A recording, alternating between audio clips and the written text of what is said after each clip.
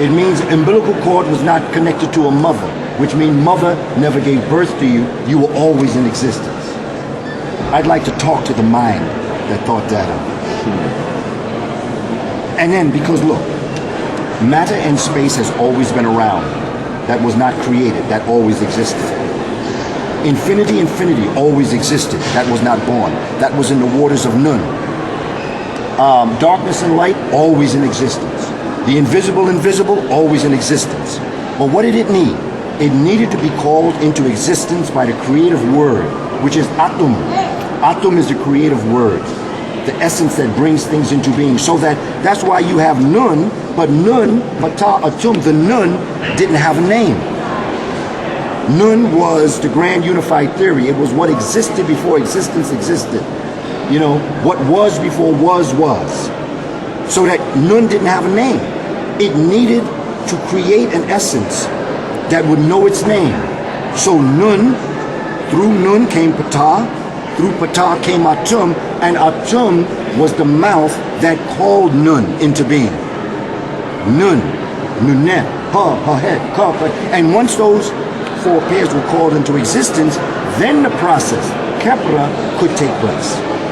But until then, they were not called into existence. That's why when we read books, the most stereotypical racist books are books that the characters do not have a name. One of the stereotypical books that I took off our reading list is a book called The Five Chinese Brothers. And I don't know if you've read it. It's a book that children read, in the United States anyway.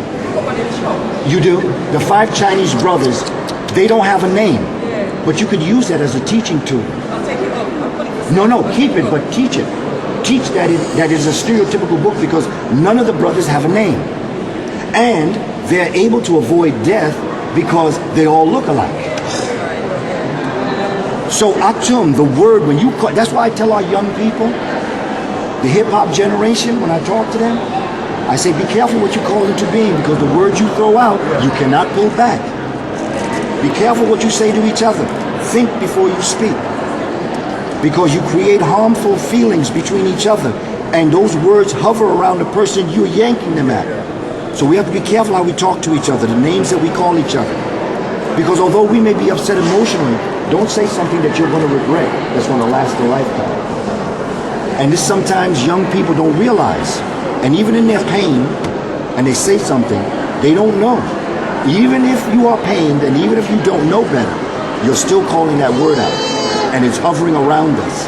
And it's waiting to be able to be pulled in by somebody who is as negative as that word is. Do you think they changed? You know Adam in the Bible? Say what? Adam, that's it. Is that Adam? Yes. Because think, my sister, what was Adam's job in the Genesis story? It was to name the creations of God. What was Eve?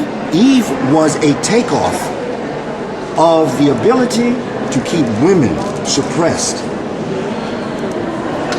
See, whoever wrote that story did not have the courage to take responsibility for what he did. When I think about the Adam and Eve story, right? Eve ate the apple because she wanted knowledge. Remember what the snake said?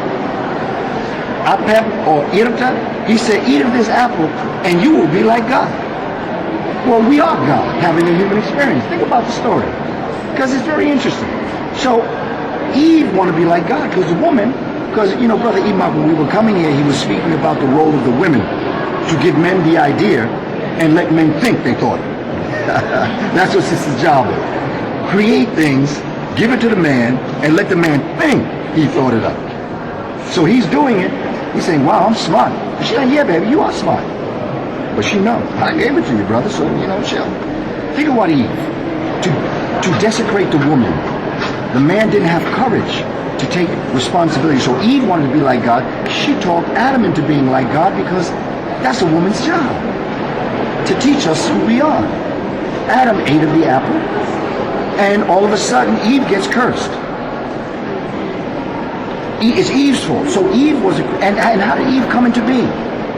To take a bone from a man? Come on, what kind of fairy tale is that? You took my bone?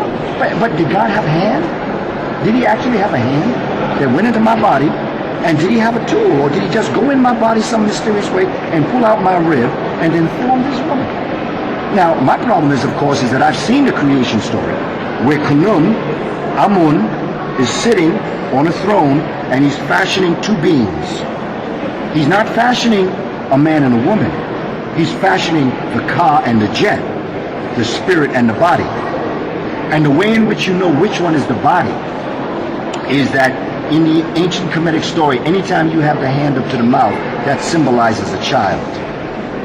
Behind is the Ka, in front is the child, the physical body. So what does that tell you? Spirit existed and matter existed, but spirit is the more powerful essence that embodies the matter. Matter is coagulated spirit.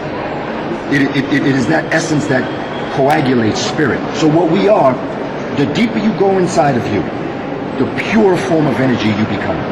As you come out, you become harder and harder. That's why your organs, your muscles, and then you have your skeletal system, and then the skin covers it. So the way in which we have been created is by a masterpiece of the Creator. That's why I say African folk, well, everybody, but African folk in particular, they are God having a human experience. No, don't look for God out there. Don't even look for God in here. You want to find God? Go into your bathroom, look in the mirror, and you're looking at God.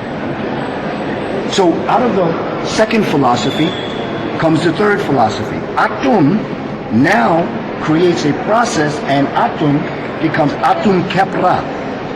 And Atum Kepra brings into being four pairs. Shu and Tefnut. Shu is male, and the other piece to say is that the African mind cannot perceive a male God alone. Cannot perceive that. So therefore, everything that comes out of the African mind has both male and female aspects. But aren't we all male and female? Aren't you half your mama, half your dad? We all are half man and half woman. But by the Y chromosome in our daddy, it decided that we would be male or female. Women have two Y chromosome. Men have X. As I was. 2X. Man has XY. So it is by nature that the planet should be populated by more women than men. Why? To keep the planet populated. Because if you had more men than women, you'd only have a couple of women pregnant at a time.